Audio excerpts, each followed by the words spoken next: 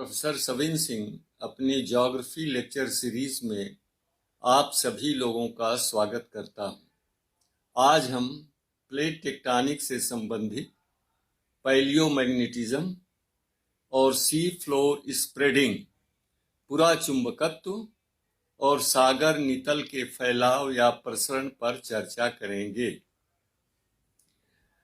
सबसे पहले पृथ्वी के चुंबकत्व के विषय में सन 1600 ईस्वी में क्वीन एलिजाबेथ के डॉक्टर फिजिशियन विलियम गिलबर्ट ने पता लगाया था और बताया था कि पृथ्वी का आंतरिक भाग एक चुंबक के रूप में व्यवहार करता है। The inner part of the earth behaves like a giant magnet.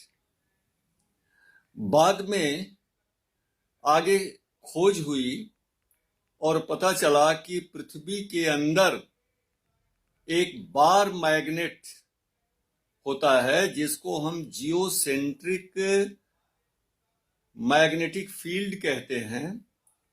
भूकेंद्रित चुंबकीय क्षेत्र जो एक बार यानी सलाका के रूप में होता है, जिसमें लंबाई और चौड़ाई होती है और जिसके दो ध्रुव होते हैं, उत्तरी ध्रुव और दक्षिणी ध्रुव।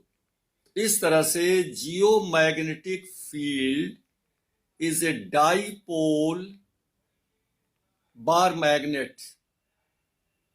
और ये जो भौगोलिक उत्तर और भौगोलिक दक्षिणी ध्रुव है, वह मैग्नेटिक जियोसेंट्रिक मैग्नेटिक यानी पृथ्वी के भू चुंबकीय क्षेत्र के उत्तर और दक्षिण से पूर्णतया सामंजस्य नहीं रखता है।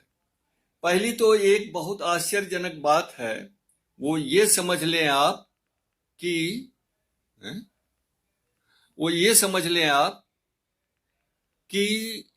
ये जो चुंबकीय हम मैग्नेटिक नॉर्थ जिसे आप कहते हैं, वो वास्तव में मैग्नेटिक साउथ है, साउथ पोल है, जो कि भौगोलिक उत्तरी ध्रुव के पास है।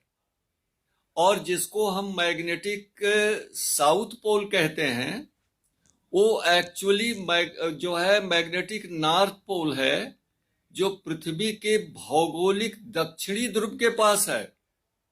ऐसा क्यों हुआ? क्योंकि ये चुंबकत्व के पता चलने के पहले पृथ्वी के भौगोलिक उत्तर और दक्षिण ध्रुव का निर्धारण किया जा चुका था। अब हम जानना चाहेंगे कि पैलियोमैग्नेटिज्म होता क्या है। What is palaeomagnetism? यानी पुरा चुंबकत्व, माने प्राचीन चट्टानों का चुंबकीय गुण होता क्या है। जब किसी समय पृथ्वी के किसी शैल का निर्माण होता है, रॉक्स का, और उसमें अगर आयरन कंटेंट होता है, तो उस चट्टान में चुंबकत्व का गुण आ जाता है। The rocks at the time of its formation gets magnetized if there is iron content. और उस समय चट्टान में जो चुंबक की प्रॉपर्टी गुण आया है, उसकी दिशा वही होगी जो उस समय पृथ्वी के अंदर मैग्नेटिक फील्ड की दिशा होगी। मान लीजिए अमुक समय में उत्तर दक्षिण दिशा है बार मैग्नेट की, और उसी दिशा में ये चुंबक का गुण अगर पृथ्वी में आता है तो वो दिशा वही हो जाएगी। तो इस तरह से आप ये सवाल कर सकते हैं कि फिर दिशा क्या बदलती है क्या? यस, अब शोध के आधार पर पता चला है कि पृथ्वी के जियोमैग्नेटिक फील्ड में सेल्फ रिवर्सल होता है, स्वयं विपरीत स्थिति हो जाती है। यानी ये 4-5 हजार वर्षों बाद north south geomagnetic field south north geomagnetic field हो जाती है। इसलिए चट्टानों में अगर लोहे का तत्व है और तो उसमें चुंबक की प्रॉपर्टी आ जाती है, और उस समय पृथ्वी के अंदर चुंबकीय क्षेत्र के दिशा में ही वो चुंबकत्व होता है और ये चट्टानों में सुरक्षित हो जाता है दस्तावेज के रूप में। इसे ही हम पैलियोमैग्नेटिज्म कहते हैं, इसे ही हम पुरा या प्राचीन चुंबकत्व कहते हैं। So the properties of magnetism preserved in the rocks are called palaeomagnetism. अब हम आते हैं कि ये देखते हैं कि क्या जियोग्राफिकल नॉर्थ साउथ और मैग्नेटिक नॉर्थ साउथ के बीच में पूर्णतया सामंजस्य है या कुछ अंतर है। तो जियोग्राफिकल नॉर्थ साउथ और मैग्नेटिक नॉर्थ साउथ के बीच में कोणिक झुकाव होता है, एंगुलर इंक्लिनेशन। इसे हम कहते हैं मैग्नेटिक डिक्लिनेशन।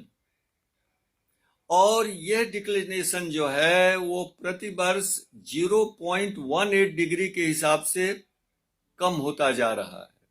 यानी जियोमैग्नेटिक फील्ड का नॉर्थ साउथ एक्सिस, पोल की एक्सिस पश्चिम की तरफ मूव कर रही है। और पृथ्वी के धरातल पर सतह पर जब हम कोई चुंबक की निडिल को फ्रीली सस्पेंड करते हैं, उस पर रखते हैं, तो पृथ्वी की सतह और चुंबकीय सुई के बीच में जो कोणिक झुकाव होता है उसे कहते हैं मैग्नेटिक इंक्लिनेशन या मैग्नेटिक डिप। और जहां पर ये मैग्नेटिक डिप का मान 0 होता है, 0 होता है, उसे हम कहते हैं मैग्नेटिक इक्वेटर, चुंबकीय विषुवत रेखा कहते हैं, मैग्नेटिक इक्वेटर। और वहां से ये डिप का मान जो है ध्रुवों की ओर बढ़ता जाता है और ध्रुवों पर ये अधिकतम हो जाता है। अब इसके बाद हम आते हैं कि ये पृथ्वी पर जो महासागरीय और महाद्वीपीय भाग हैं, तो महासागरीय नितल यानी सी फ्लोर में फैलाव कैसे होता है और इसका प्रमाण क्या है। तो विद्वानों ने खास करके 1960 ईस्वी में प्रिंसटन यूनिवर्सिटी के विद्वान हैरी हेस ने प्रशांत महासागर के पूर्वी कटक के पास दोनों तरफ चट्टानों में स्थित चुंबकीय गुणों का जब उन्होंने अध्ययन किया और उसका मानचित्रण किया, तब उनको पता चला कि ये जो मध्य महासागरीय कटक हैं उनके दोनों तरफ चट्टानों में जो चुंबकीय गुण होता है उसमें धनात्मक और ऋणात्मक, पॉजिटिव एंड निगेटिव विसंगति होती है। There are positive and negative anomalies in the rocks getting magnetized on either side of mid-oceanic ridges.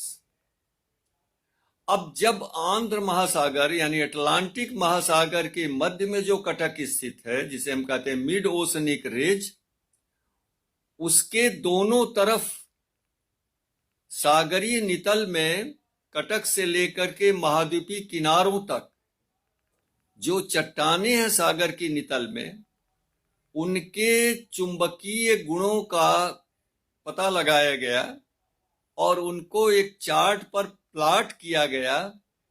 तो पता चला कि जो मिड ओशनिक कटक है, रिज है, उसके दोनों तरफ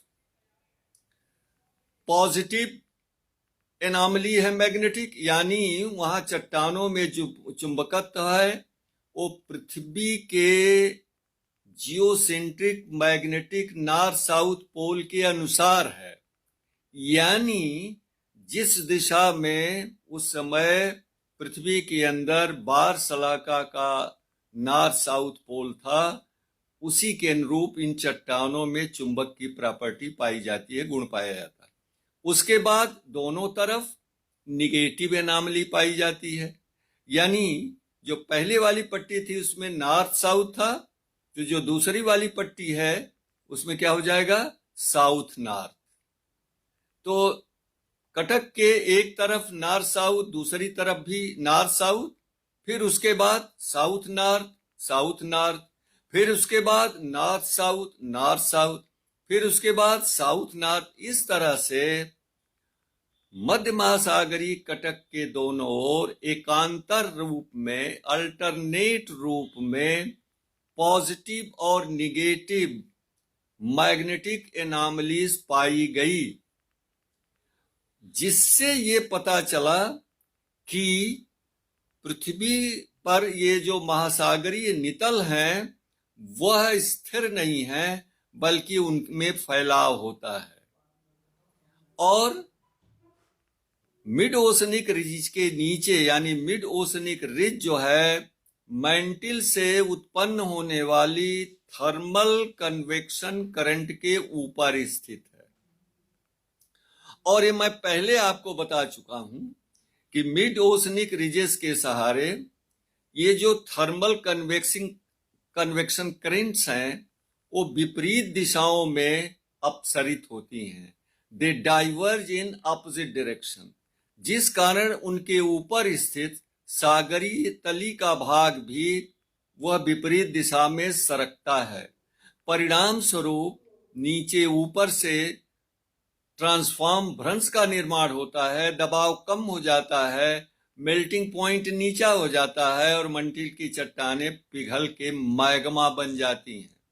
और वहां पर इस तरह से हॉट स्पॉट बनता है और इस हॉट स्पॉट से मैग्मा ऊपर सरकता है और सागरीय नितल के ऊपर आने पर ये बेसाल्ट के रूप में विपरीत दिशा में जाते हुए प्लेटों के पृष्ठ किनारों पर जमा हो जाते हैं और इस तरह से नई क्रस्ट का निर्माण होता है। और उसमें जो चुंबकत्व की प्रॉपर्टी गुण आता है उस समय मैग्नेटिक नॉर्थ साउथ पोल के अनुसार होता है। तो इस तरह से जब ये महासागरीय कटक से लेकर के महाद्वीपों के किनारे स्थित चट्टानों की पट्टियों की आयु का निर्धारण किया गया, तो पता चला कि महासागरीय कटक के पास जो बेसाल्ट की पट्टी है वो नवीनतम है, नूतन है, न्यूली फॉर्म्ड है। और जैसे जैसे उससे हम दूर हटते जाते हैं उनकी आयु अधिक होती जाती है, यानी वो प्राचीन होती जाती हैं। और सबसे सुदूर किनारे पर सबसे प्राचीन बेसाल्ट की परत पाई जाती है। तो ये इससे पूर्णतया प्रमाणित हो जाता है कि समुद्र की तली में निरंतर फैलाव होता है। और ये प्लेट टेक्टोनिक्स की सबसे बड़ी उपलब्धि है कि सागर नितल स्थिर न होकर के गतिशील है, उसमें विस्तार होता जाता है और कहीं संकुचन होता है तो कहीं विस्तार होता है। इसी कारण से कभी महाद्वीपीय भाग एक में मिल जाते हैं तो सुपर कॉन्टिनेंट का निर्माण होता है, जिसे आप पेंजिया कहते हैं, कार्बोनिफरस पीरियड के आसपास था। और कभी फिर इसी प्लेट मूवमेंट के कारण ये महाद्वीप अलग हो जाते हैं और फिर दूसरा रूप बन जाता है। तो ये जो पेंजिया सुपर कॉन्टिनेंट है वो अकेला नहीं है कार्बोनिफरस का, इसके पहले भी कई बार महाद्वीपीय भाग आपस में मिले हैं, सुपर कॉन्टिनेंट बना है और कई बार ये बिखरे भी हैं। तो आज बस इतना ही। नमस्कार।